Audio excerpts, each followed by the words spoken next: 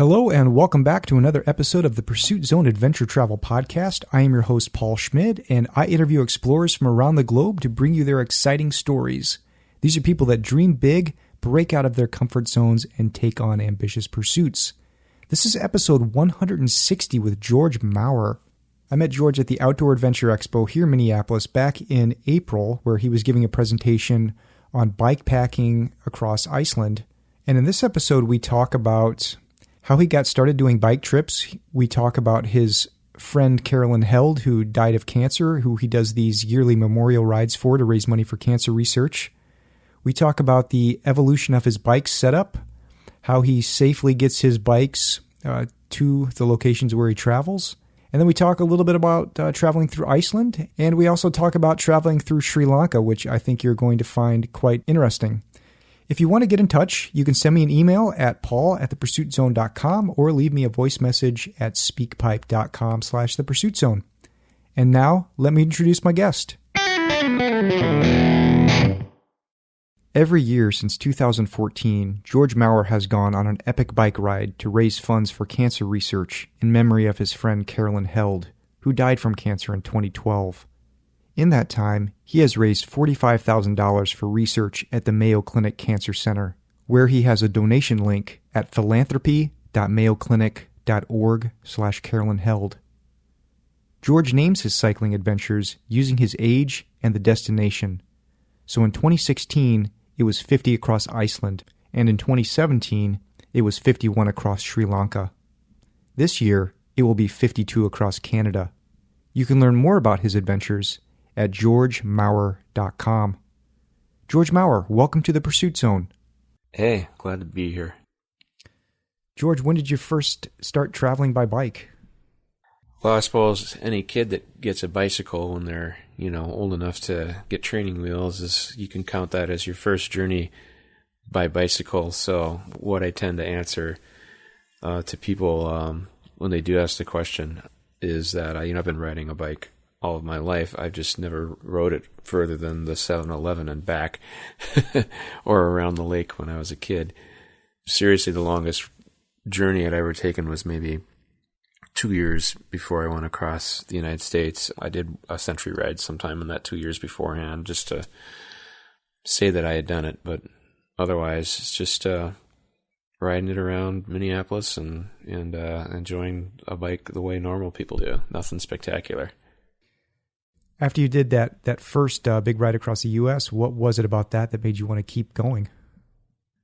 Well, you sort of realize after you've gone 3,600 miles in 48 days and have gone clear across the country that you sort of want to keep doing it. First of all, I couldn't go any further. I hit the Atlantic Ocean out at Cape Cod, and that was it. But the furnace is still running, and your body is kind of at a peak where you sort of feel the need to, and if you consider what you did for 48 days in a row with a break every 6 days, your whole purpose in life is just to get on that bike in the morning after you break camp and load it up and bike an average of 75 miles, during the day, and then get off the bike and make camp and eat and eat and eat. And wake up the next morning and eat and eat and eat, and then get on the bike and do it again. And once it's like a habit. So I felt moved, I will say would be the biggest word, by all the support. I had set a goal of raising $10,000 for cancer research in my friend Carolyn's memory and for Mayo Clinic. That had been the goal, and then it ended up being $21,000. And I was blown away by the response to that. And I just decided that I would do a ride every summer because I discovered some things about the United States, about myself, about other people. And I went, why can't you do this every summer and pick a different place and learn about it? And being a musician and an artist and a composer, it means to be an inquisitive person already as it is. And so I just applied those principles to being on a bicycle and having an opportunity to observe others and a country and the places that I bike. So it's been a fundraiser ever since. It's been pretty much a different country ever since too. How do you manage to get such long stretches of time off to do these? I work for myself. I am a freelance musician for the last 30 years, and my income comes from a lot of different places as a performer, as a producer, as a director, as a composer, an arranger, a studio musician. So summer times, especially in July, are pretty much a kind of a light period of time. I get involved with some concerts in the park kind of things, and otherwise it's a kind of a light period between some really busy periods. So it's the perfect time to block out, 3 to 7 weeks and go, I'm going to go somewhere. This summer I only have 3 weeks, so in much of August it's going to be across the Atlantic provinces of Canada, Newfoundland, Nova Scotia, a little bit of Labrador. That'll be about 1,500 miles, and so I got 3 weeks to pack that into. So I try and plan ahead well enough in advance, but I also have to keep an eye on if performance opportunities are coming up in a particular month during the summer to try and shift the ride. The ride would have been during July this year, but I'm going to be going to Germany again for some shows, so I didn't want to pass that opportunity up, and so I moved it to August, and there was a block open. So, well, tell me about your friend Carolyn Held, and what was it about her that inspired you? Well, I first met Carolyn when I was in college. Probably my junior year of college. I had just released my first solo piano album and formed a record label at the age of 19 and was doing solo piano concerts. And Carolyn was a school teacher up in Little Falls High School, and she was dating another school teacher. His name was Pat, and he taught at Motley's Staples School District. And they started coming to my concerts.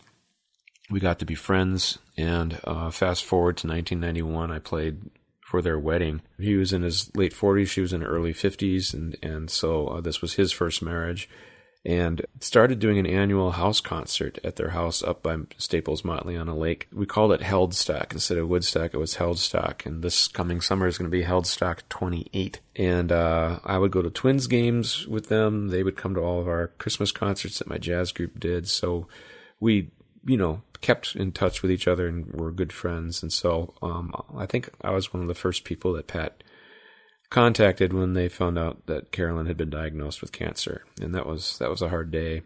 And my jazz group played for her funeral. We played for their wedding. We played for her funeral. And somewhere in that period of time, in the year after Carolyn had died, Pat was having a real rough time. And, this is his partner for life, and he wasn't going to be able to have her by his side in that way until they grew old together. And so he was having a rough time, and I was talking to him on the phone in my kitchen one night during the winter of that year following, and I was trying to cheer him up, and I kind of found myself saying just out loud without thinking about it, I think I want to recreate Carolyn's ride across the United States. And then this little voice in my head said, why the hell did you just say that? But it cheered him up, and I stuck with it. And the thing that inspired me about her was how her ride had changed her. She did her ride in the summer of '88, which was the summer after I graduated from college, and I never even knew this about her back then. I didn't find this out until years later. That's how kind of quiet she was about it, but she decided that she wanted to ride her bike across the United States, and had just recently, within a couple of years before that, gotten into bicycling, and really hadn't done any huge long distances, and researched on how to get panniers and get the right kind of bike, and she did the journey. Pat drove her out to Seattle, and she and a former student of hers started off, and the student, who was an athlete, had to give up in far eastern Montana, couldn't keep up with Carolyn, and Carolyn was, much, much older than her, and 30 years or more older than her, and Carolyn, did it in 48 days, and as a result, she realized how possible other things could be in her life. she rode her bike again a long distance. She went to Denver a few years later when the Pope was there and led a bunch of students on that journey. She got up on a wakeboard, a boogie board in her early 60s. She did her first triathlon at the age of 64 and came in first place in her age group because she was the only person in her age group doing a triathlon at 64. And so when she got diagnosed with cancer at the age of 70, she decided she was going to meet that head on like she did every other challenge that she had before herself, and decided that she wanted to learn how to play baseball. Pat had been going to the Twins fantasy camp down in Fort Myers, Florida for a couple years before that, and she joined him down there, moved her chemotherapy appointments around so that she could play baseball. People like Ken Herbeck and others were coming up to Pat at the camp and saying, understand your wife has cancer? And he's like, yep. And they said, and she's here playing baseball? And he's like, yep. So that was Carolyn, and that became a very inspiring story for me and memory for me. And every time I take these bike journeys and meet people along the way and they ask me why I'm doing this, and I start telling the story of Carolyn, I actually choke up. It's this really weird thing, but I just I choke up trying to tell the story because I realize that I probably wouldn't have discovered these things about myself had I not gotten on a bike like she did and learned how to cover a great distance and learn some things about myself as a result of that. So it's a never-ending process to be like her, to be inquisitive like her, and she was a teacher, and I kind of feel like I get that opportunity to teach every time I present to a school group or to a classroom or to a group of people about what it takes to discover things about yourself by riding a bike a long distance and having a great adventure. Well, thanks for sharing that. That's it's an inspiring story. Yeah. Why Iceland? Well, if you look at Iceland way up from space far enough, it's shaped like a zero. And 50 had a zero in it. And so I went, okay, it's 50 across Iceland. I actually had been looking at the idea of doing New Zealand. Of course, everybody wants to go to New Zealand and bike New Zealand. And I'd been looking at that beforehand, but I had been flying over to Europe a lot to do shows, and every once in a while we'd be on flights that landed in Reykjavik, the capital of Iceland, and did a layover by an hour or so. So you can never leave the airport, but you can stare out the windows at all this landscape around. And I started getting a little bit intrigued by it, and some of the things I started reading about it really made me go, you know what, this could be one heck of an adventure and a lot more challenging than an excuse to build a fat bike instead of a road bike. And so I went, you know what? And so I just, all of a sudden the needle started pointing towards Iceland and north to the Arctic Circle. And so I went, that's where I'm going. That's what the adventure was going to be for that year that I had turned 50. And so, it was a good choice.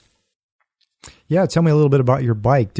Are you the kind of person that just goes into a store and says, yeah, I'll just take that one? Or did you research the heck out of it and just get the frame and then build it up from there?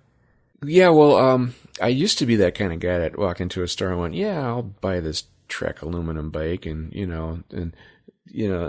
go into a car sales lot and kind of go, yeah, that one, But I had a friend who built bikes, and when I was going to go across the United States the first time, I kind of went, well, what kind of bike should I use for a long journey like that? And I got to carry stuff on it. And I started asking him because he worked in a bike shop and knew a lot about bikes. And he did some research for me, and he came up with the Surly Straggler and suggested that I look at that.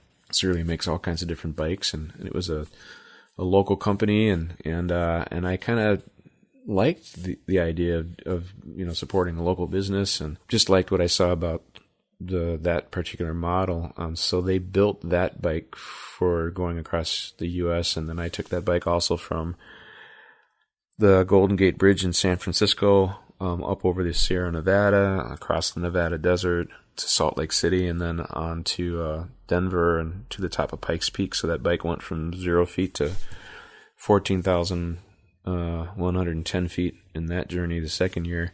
And it was a good bike. It adapted well, and we modified it by throwing an Alpine dynamo hub up in the front tire, so that I was generating electricity and charging up my iPhone or battery packs while I was biking. And I did a single track profile with that. That's the thing, as I was researching, I decided I didn't want to do panniers. I didn't want to do a rack. I wanted to have a more narrow profile. And so I, strangely enough, adapted Revelate bags and bikepacking bags to a road bike. A lot of the bicyclists that I met going across the United States those first 2 years, they couldn't believe how little I was carrying on my bike, but that was my goal, was to go a minimal amount of weight, a minimal amount of, just only the necessary clothing. So I adapted what I learned about riding that bike to the next build, which was another Surly. It was a Surly ECR. I wanted a more heavy-duty bike for Iceland because I knew that we were going to go into the interior, and there it's all packed gravel roads, in some instances non-maintained. There's 3 routes through the interior of Iceland. I picked the one that had all the rivers and streams bridged, so it was an easier route, but it was a smarter route to choose. First time being a first comer to Iceland, I didn't want to go gung-ho and go throw myself out in the wilderness without any kind of preparation, or knowledge. So the ECR is a 3-inch tire. It takes up to a 3-inch tire, and so I didn't want a fat bike, but I also didn't want a road bike that would only go up to like a 2.1 or 2.5. So I just wanted that extra bit of width. A bike frame that I could also throw Jones loop bar on and have a wider grip and stance and carry a sweet roll a lot easier up front than on drop bars like I had on my Straggler. I did a dynamo hub up front again. I had a back tire built that put all my gears in a German roll-off hub in the back. So I had 14 gears, all internal in the back. If you're wondering how this all got paid for, I won a fellowship that year as a composer. So I had some funds that I decided to put into building a bike that was just going to be a vehicle too for me when I wasn't adventuring. And then I had it custom painted. And then I bought additional Revelate bags that fit that particular bike and made little modifications here and there, and did a lot of studying and a lot of visits to forums on cycling websites and so on. And that worked perfect for Iceland. And that same bike went to Sri Lanka a year later, and the same principles followed. And I'll be taking that ECR to Canada for this journey because I'll be on a former Rails to Trails, Canadian Pacific, about 1,000-kilometer packed ATV trail now, a national park corridor through the center of Newfoundland, and that's the only bike I would use on that journey. It adapted itself well to those environments, and I'm actually picking more environments like that because of the bike, and placing myself less in situations where I'm on roads that have other adventures on road bikes, because it almost feels a little too crowded to me to be bumping into too many people. So I'll be bumping into ATV convoys out in the middle of Newfoundland this summer. And they'll be going, what the heck are you doing out here? Same thing you're doing. You've got this beautiful bike that must have cost you between $5,000 to $6,000 to put together. How do you make sure it stays in decent condition and get it over to Iceland? For flying it to Iceland as well as flying it to Sri Lanka, I bought a Bikend, Bikend, it's kind of a soft bag, but it's got bellows that you can pump up on either side that become sort of a protection, a protective shell for the bike on the inside. I think the Helios is the model of the. So you have a platform that you mount the frame of the bike to. You take the tires off and drop the bars and pull the pedals off, and since there wasn't a derailleur to have to worry about, another nice thing, it was a pretty easy thing to attach to that platform and mount. And then in the walls of the case that come up on either side of the bike, they have these sleeves that you can slide the tires into and cover the spindles of those so that they're at least protected from any blunt force from the outside, being on airplanes. And then I had a giant separate piece of used luggage that I threw basically all my packs and gear and and stuff into, and that flew as a second piece of luggage. Iceland Airlines did not charge me anything to fly my bike. No extra charge. I was expecting like up to $100-$150 like most airlines to ship the bike, and that's each direction.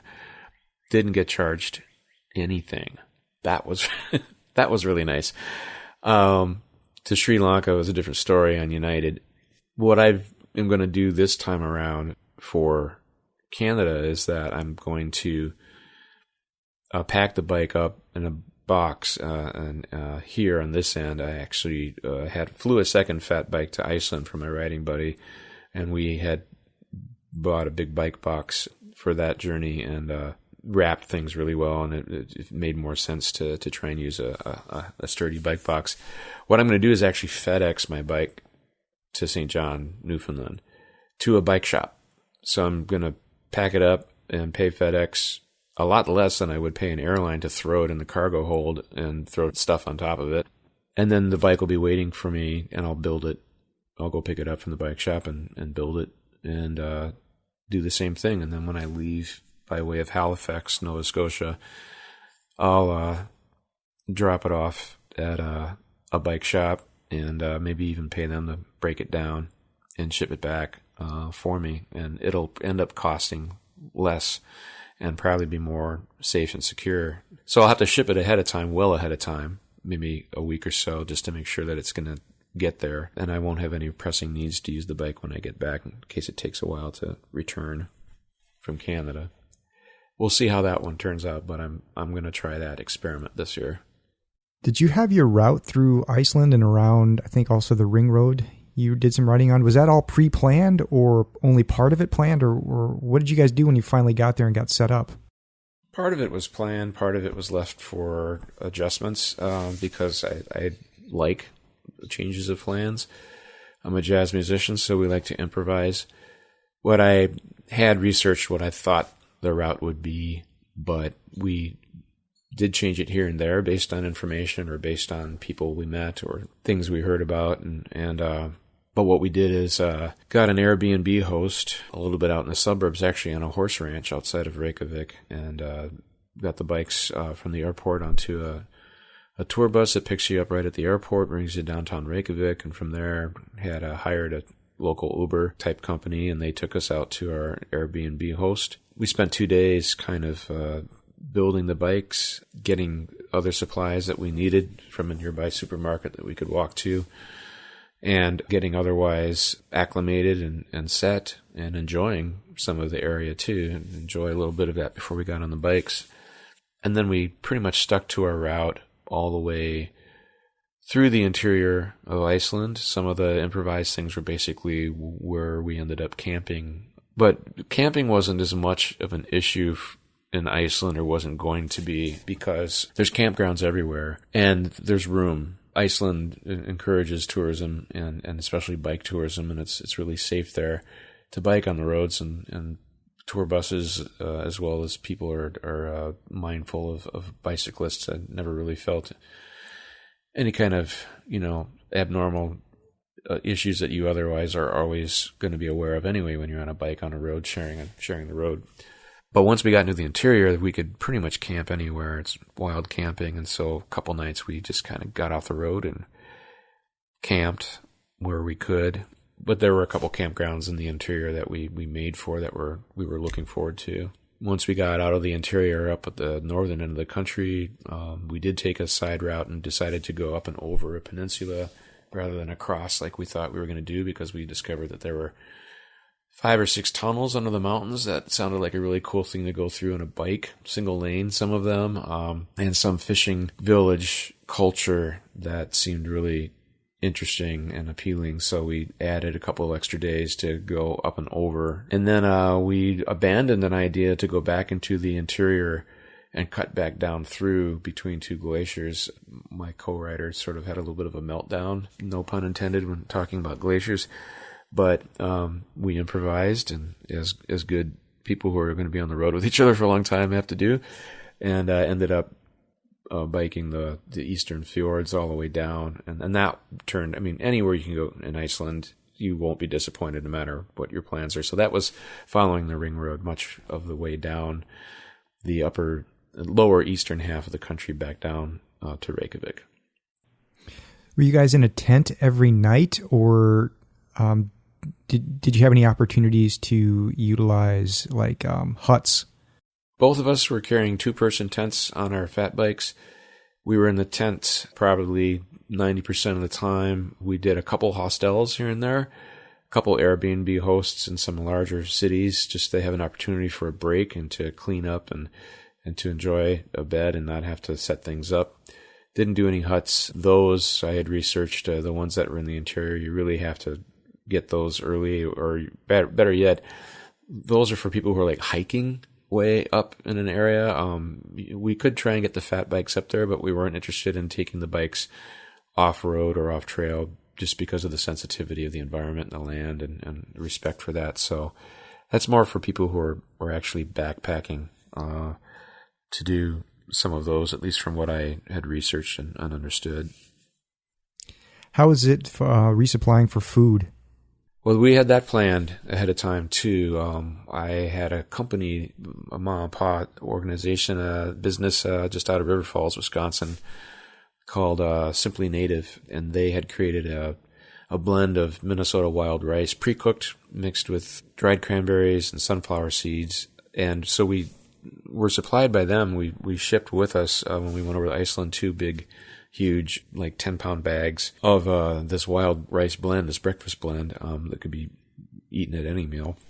Our Airbnb host showed us how to get to the post office, and we shipped 2 boxes of these ahead, one to Akureyri, which is the second largest city in Iceland up on the north coast. We figured, well, we might need a resupply, so we shipped will call to that post office a box of the blend, and then down to Holfen, another city on the east coast of Iceland, that would have been towards our last week of our journey. What we did is we filled up salsa dry bags, 5-liter salsa dry bags. Each bike was carrying 2 dry bags on the front forks on either side, and so both bikes carried 20 liters of this food, this blend, in these watertight dry bags, and each bike in the frame bags was carrying collapsible cooking gear. I had a cook stove in the back of my Revelate bag, the Sasha bag in the back of my bike.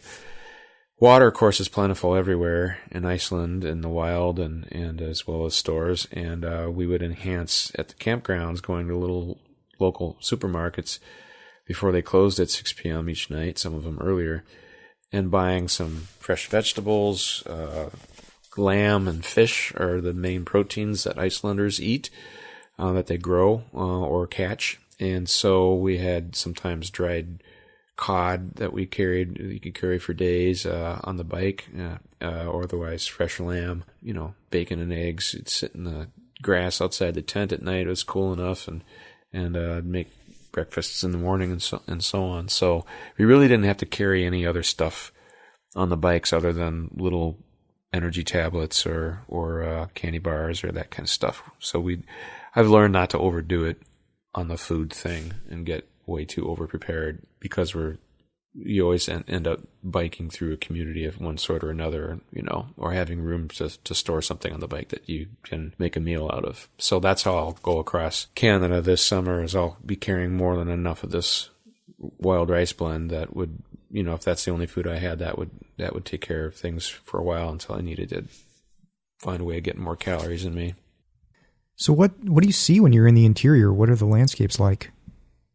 The Apollo astronauts went to the interior of Iceland in the mid-'60s to train in their lunar module of the lunar buggies, because it was a landscape that most closely resembled what the surface of the moon was going to be like. And in certain places in the interior of Iceland, it's exactly like that. It's these long vistas and plains of just brown soil with rocks scattered across it, like you might see on the surface of Mars. The closer you get to the glaciers, and there's three kind of big glaciers that kind of scatter across either edge of Iceland and in the center.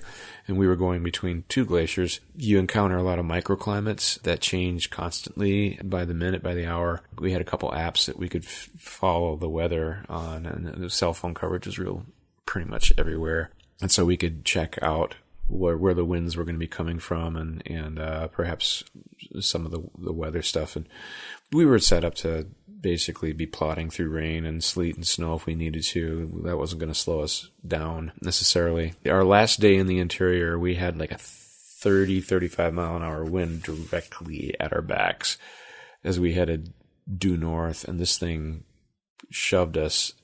We practically flew, 80 kilometers in just a few hours, just tore with this wind at our back. It was fantastic. It was a really cool feeling. We had to wear goggles just to keep the dust out of our eyes and everything. But the interior is that's where they used to send the criminals and the pirates and the castaways from society. They would banish them to the interior. The Vikings would, and the Icelandic people would banish them to the interior of Iceland, and they had to kind of fend for themselves. You can't do much sheep herding there in the center at certain places, and there's not much of an opportunity to grow crops, So it's desolate, that's for sure. It's also stunningly beautiful at the same time. How is the riding? Are you able to keep on your bike the whole time, or are there parts that are either too steep or too rocky that you have to get off and push? I set a goal, and I always set a goal of never having to get off the bike no matter what. And I never had to push the bike in Iceland at all. In all the years of riding that I've been doing, it was the first year that the wind finally found a way to shove me off the road, because we did have a day where we were heading directly into strong winds that were blowing off and down into fjords from a glacier. And as we headed in, it was a battle, and got shoved off the road at one point. But once you get to the end of the fjord and you have to turn around and head back out to sea, that same wind is at your back and it's your friend. So otherwise, the gearing on the bikes was such that even though we're weighed down with a lot of gear and weight, you never have to get off the bike to walk it. So I always that's, if there's anything I'm competitive about, it's like, I don't want to get off this bike and push it, and I'm not going to. So the only times you kind of have to do it is maybe if a vehicle is going by, or the crowding the road, or a sheep runs out in front of you, which that was bound to happen at any point. And you'd have to kind of, take defensive measures against a sheep. Did you know when you got there was a possibility of polar bears on the island? There really wasn't a possibility of them, just because of what I had researched. But the funny thing is the day that we went through a particular area was the first time in like 8 years the newspapers were saying that a polar bear had made its way over from Greenland, and it was promptly shot by a farmer and dispatched. But we didn't hear about it till afterwards. But it was a bright blue sunny day, and it happened to be right in a stretch of road that we had just gone on that day. So that would have been surreal to enjoying a little bit of sun on a rock looking out at sea, and all of a sudden have a polar bear show up. Otherwise, there was nothing to worry about in terms of predators or creatures at all, outside of birds that would dive bomb you if you got too close to their nests, and you just had to watch out for that. Otherwise, nothing to worry about. Not like Sri Lanka. What was your favorite part of bikepacking Iceland? That's hard to nail down because everything was just fantastic. But I would say my most favorite part was towards the last several days. We were at a campground that we decided to stay at for about 3 days in a row because we had extra time on our hands, and it was a popular campground. And there was a Croatian team of bicyclists that had been biking around the country, and you'd see a lot of the same tents and the same bikes, and you realize that some bicyclists are making for the same campground the next day. And even though you don't see each other on the road during the day, you end up recognizing their vehicles and their tents as you set up or after you have set up. But that particular campground met all kinds of folks. I met a Royal Air Force pilot from Canada, a helicopter pilot who fell in with my friend Grant and I, and Ben's going to be my host when I'm up in Canada this summer. I met this team from Croatia. I just performed with the Pittsburgh Symphony a few weeks ago, and one of the guys that had been camping there that night was from Pittsburgh, who worked at a bike shop, and we stayed in touch, and he and his mom came to my symphony show, and that's kind of cool. And then this Siberian Russian camped there one night, and he was pulling a fat bike off of one of the buses that makes its way around the country, and he was trying to fast track across a certain area in order to see another part of the country because he was running out of time. And it was the first and only other fat bike rider that I had seen in Iceland.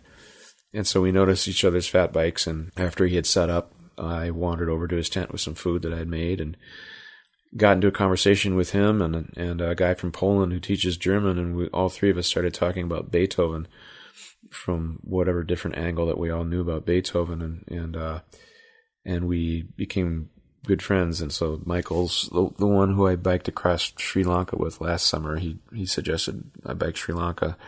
So I would say that was my favorite part, was that campground, or a couple other campgrounds where I met really interesting people. It was almost more the people than the land, in a sense. Anywhere you went in Iceland, you would win. If you only got to see a sliver of it, you would feel like you had seen a kingdom. All right, let's transition over to the Sri Lanka adventure. So it was Michael, the Russian guy, I think, that talked you into, hey, let's go to Sri Lanka. It will be a good adventure. So you packed up the bike, and I'm going to guess you landed in Colombo. Yeah, I flew in from one end of the world, and he flew in from the other side of the world, and we met up in Colombo. And what was the plan? And stayed. The same thing in a way. I got an Airbnb host, the same host on the front and the back end, so we can leave our bike bags and luggage bags with the Airbnb host. I arrived several hours before him by way of Singapore, and he was coming in through Mumbai, India, and got to the host first and learned how to hire a tuk-tuk driver. Well, I interviewed I went to St. John's University up in Collegeville, and so I used to work in the admissions department there just out of college, and so a lot of my former admissions folks are now like the head of admissions and international students and so on. So I actually got to interview some current students from Sri Lanka who are going to St. John's and St. Ben's, and I asked them about some of these protocols of coming into the airport there and so on. And so that I had some information ahead of time that was really helpful, and got things set up with our Airbnb host. And then Michael landed and got the same driver. I actually had the same tuk-tuk driver. They're sort of like their little taxi type vehicles that they use there. And that driver met him and got him to the host. And same thing, we built the bikes the next day and spent a couple days kind of exploring the area and testing out the bikes and making sure everything was in order. And then we hit the road, and 5 weeks and about 1,200 kilometers. Iceland, we did about 1,000 kilometers. Sri Lanka, about 1,200. And outside of people who are from Sri Lanka who ride bikes every day, and everybody rides bikes there, we were the only adventure cyclists or road cyclists that were like not from Sri Lanka that were there. We didn't see anybody else that remotely resembled somebody bike adventuring in Sri Lanka. So that was kind of interesting, and the fat bikes became rock stars with every town and village in Sri Lanka that we went through. We had hordes of kids on bicycles, packs of them trailing us and following us, and they're such friendly people. And we'd be going past an agricultural field, and there'd be a crew working like halfway across the field, and they'd yell, hi, hello, how are you? And just people would pull their cars up next to us and start talking to us while we're biking, motorcyclists and scooters and so on. So I don't think they'd ever seen anything like that. And my Russian liked wearing bright orange everything, or bright blue or bright green clothing. He looked like an alien. So he was hard to miss, and of course, but he was also not talkative. A lot of these people would bike up to me, your friend not say anything to us. I'm like, I don't know the guy. Who's that? Who are you talking about? That guy back there? I have no idea who that is. But Sri Lanka was a completely different experience, which, expected. You can experience so much from the seat of a bicycle than you can from the interior of a car. If you think about it, you stop on a dime, you can smell whatever it is that is, you can smell as you're going by, you can see, you can hear, you can have a conversation, you can just take in so much at 12 to 15 miles an hour than you can rushing your way through a country in a car,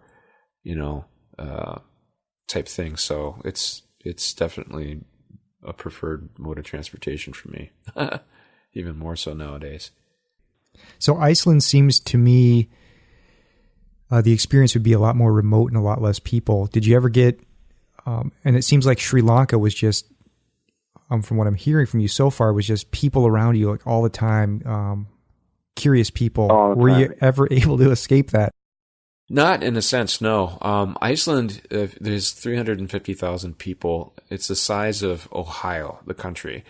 Ohio has 10 to 12 million people population. So you imagine Iceland, and out of those 350,000 people in Iceland, 250,000 of them live in Reykjavik, the capital. So that the rest of them are scattered throughout the country, small towns, farms, so on. So you really don't see people, you see the land.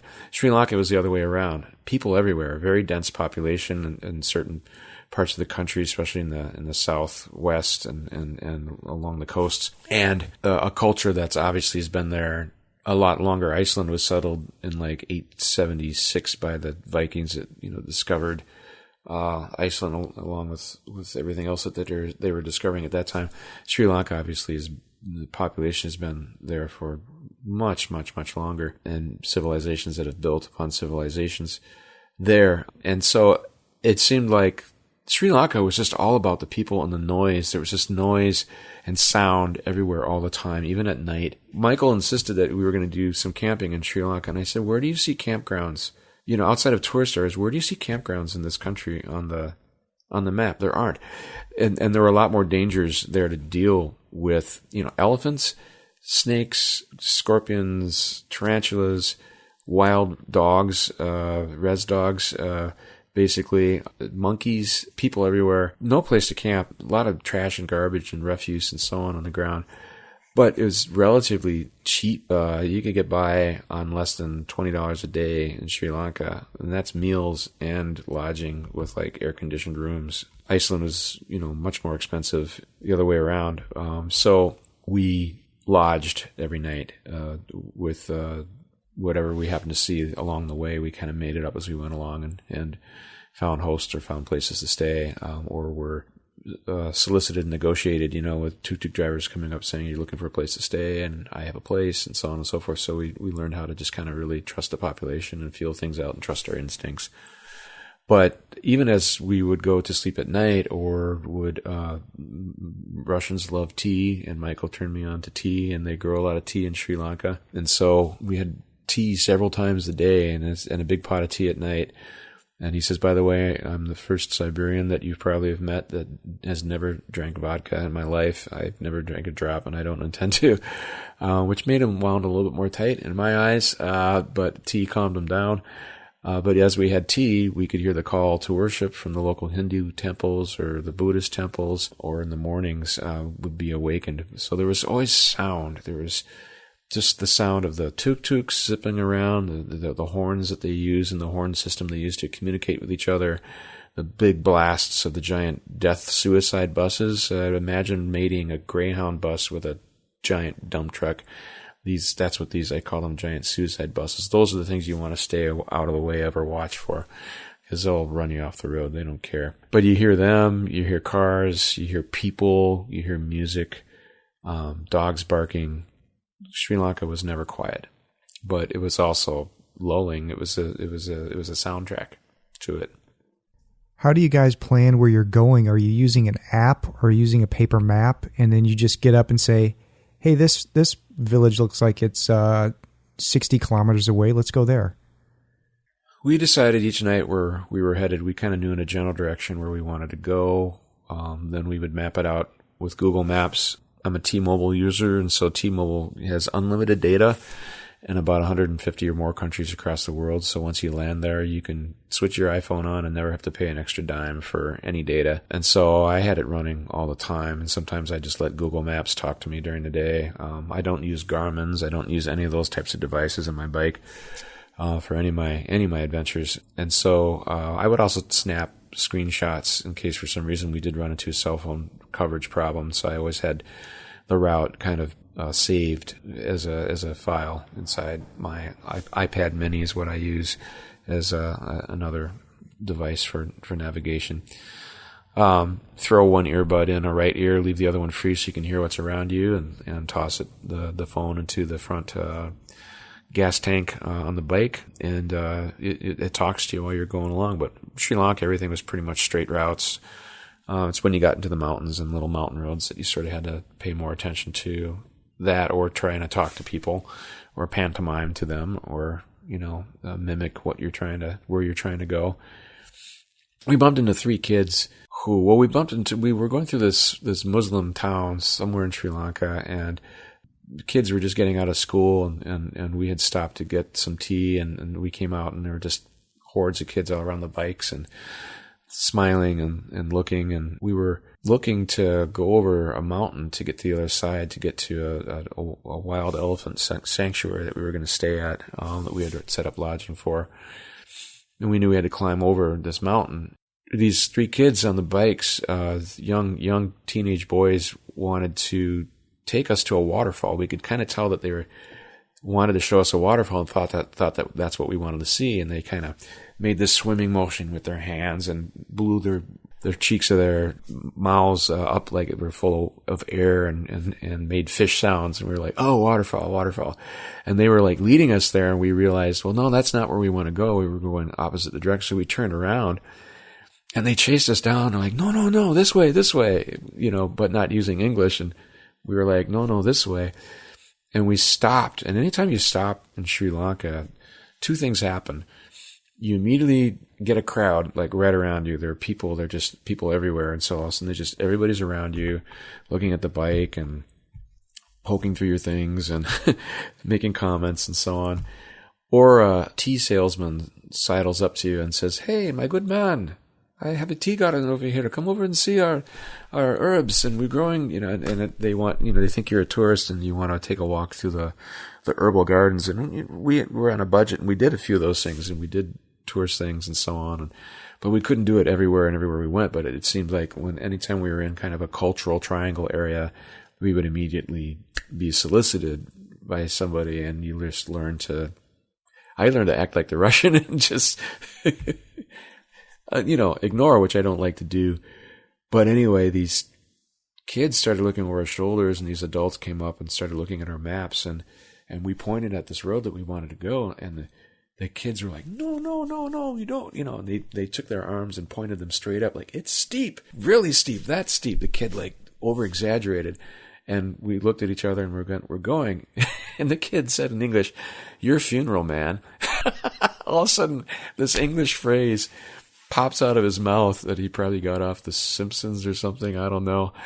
And we laughed so hard, and he was right. It was steep, and we were monkeys. It was getting dark. We were getting like towards the top of this mountain, and the lights fading, and the road's under construction. We actually did have to push the bikes through some construction zones, and I'm looking into the forest, the jungle next to me, and I see these black forms of monkeys racing through the trees following us, and I felt like it was like something out of Bram Stoker's Dracula, where they're trying to race the setting sun to Dracula's castle before they get annihilated on the road. And we got to the summit finally of this big construction zone, on the summit of this mountain that we'd been on all day long, and there was a road crew of Sri Lankan young men in their 20s who were coming around the corner.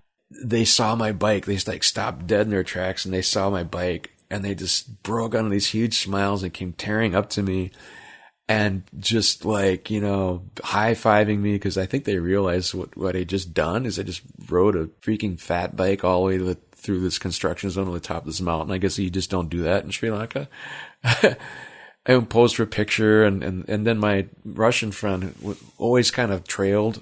We never ride together, and I would always at least stop at a junction to let him know which way to go, and then keep going. I usually ride alone during the day and then share our stories at the end of the day.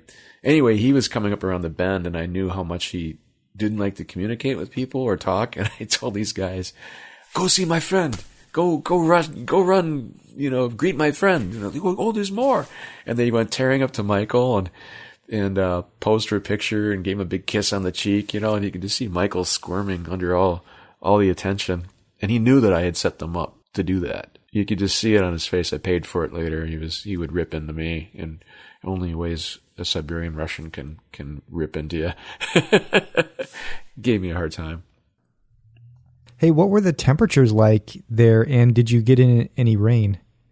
Oh, we had rain now and then in Sri Lanka, downpours, but we had temperatures that were pretty much. We were in very humid areas. We were in jungle. We were in rainforest. We were also in high desert. So we had temperatures, in the 90s and lower 100s and 80s. It was a hot country to bike through, a humid country to bike through for the most part, but also cool depending on the type of areas we were in. Anytime we were in tea country, it was more rainy and cool and a little bit temperate than in the dusty, more desert-like north areas. What did you find to be the most challenging part of cycling in Sri Lanka? The most challenging part was looking out for, you had to pay attention constantly to, well, first of all, you're biking on the left side of the road. So the traffic is it's the former British colony, so everything moves opposite side of the road. You had to put your mirror, I have a mirror off the end of my right handlebar, a little kind of drop mirror. So I'm constantly checking that on my right, because as traffic, like these suicide buses, as they're passing cars, they come hauling around, and they'll pass straight on into oncoming traffic, and like at the last second yank over, so you gotta, and you can hear them coming. You get used to the sound, and they use their horns to warn others, and you can tell what size vehicle is coming up behind you by this type of horn they're using. So eventually we could tell if it was a delivery truck, if it was a tuk-tuk, if it was just a regular car. You can just tell by the horns. So you're using your ears. So you're watching for that and leaving room for cars and everything. But there's always bicycles on the road in Sri Lanka. But the bicyclists themselves, and then there's cows, and they trump everything because they're sacred, and so you can't hit a cow. But you also kind of have to steer out of the way of them. Then you got these dogs that are basically wild dogs, but they kind of attach themselves to owners, or to at least the owners' driveways or their front steps. And fat bikes, especially a Russian and blaze orange, with a helmet on and a camera mounted on top of that, and myself and what I was wearing, are not a part of their idea of normal. We break the pattern. And so you would see these dogs coming, and some of them are just laying in the dirt with their ear like right on the margin line on the edge of the road. So you got to steer around a dog. And as you're doing that, you got to read the body language of the dog, or even if it's sitting there, to see if they see you as a danger and as a threat, because they'll charge at the last second. And so you got to be ready with a gear to like pour the juice on if you do need to haul ass to get away from a dog that's going to chase you, which 50% of the time a dog would make a lunge. So I learned to have a full water bottle in my left front bag, and I would squirt dogs if they got too close. I would just nonchalantly have a water bottle ready, and they would be surprised as heck. But that's one way that you kind of fend them off, or whack at them, or growl back at them, but you have to watch for that. At the same time, people are waving hello, they're high-fiving you as you go by, kids. There's cars pulling out. There's just constant things to look for, where in Iceland, it was the complete opposite. It was stressful. It was stressful in a way, and that you can't plan for, and probably why there aren't a lot of bicyclists adventuring, at least where we were. They're probably more further down south in the southern part of Sri Lanka, where it's more touristy and everything. So, I remember you saying that your probably going to go back to Iceland. Do you think you'll go back to Sri Lanka? I won't go back to Sri Lanka on a bike, but I would go back again to explore in other ways. And the plan is to go back to Iceland next summer, a year from this summer, and start off like a 3-month journey there, maybe about a 5,000-6,000 kilometer journey across Europe. And I want to go back to Iceland and go through the interior, and one of the more the most difficult route that we didn't do this time, and then catch a ferry on the other side of the island and continue on into Europe from there. So let me go back and ask, what was your favorite part of Sri Lanka? Just the people everywhere, just the friendliest people on the planet. They have very little, but they're very happy and very content. So again, it was less about the land and more about just the people and the culture.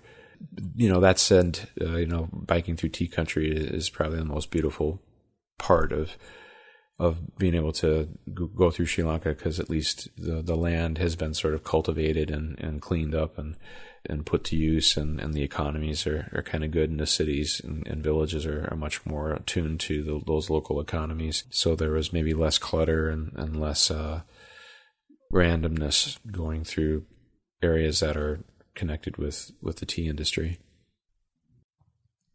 Circling back to Carolyn Held and the charity that you're writing for, if people want to donate to that, how do they do that? I have links in my blog chapters from last year's ride at georgemaurer.com, Maurer. The goal this summer is to raise another $5,000 and bring it up to $50,000 raised for cancer research. And I'll be next week announcing the ride and releasing the logo that I've got made, and doing a GoFundMe to kind of take care of some initial startup things for the journey. People can go to Facebook too. They can go to 52 across Canada. It'll be a Facebook group, like Facebook/groups/52 across Canada. That would probably be the best spot they can go and get a link to the Mayo Clinic, and those donations go directly to cancer research. So there are direct to the clinic. And then people who want to donate towards my ride and any of that, some people do, can just contact me through Facebook, and I can tell them how they can do that. Okay. George Maurer, thank you so much for coming on the show and telling us about your incredible adventures on your fat bike across Iceland and Sri Lanka. I really appreciate it. Well, I appreciate Paul being asked to contribute to probably a long line of adventurers that you have interviewed for your podcast. So I'm excited to be able to hear what you come up with and to follow your podcast from this point forward. Thank you for listening. If you want to support the show, here are a few simple ways. 1, you can subscribe to the show on Apple Podcasts, Spotify, or YouTube, or wherever you listen to the podcast. 2, you can like the show on Facebook or follow along on Twitter @ThePursuitZone. 3, you can leave a 5-star review on Apple Podcast or iTunes or Spotify. This episode was recorded on May 10th, 2018. For the show notes and more great adventure travel podcasts, visit thepursuitzone.com.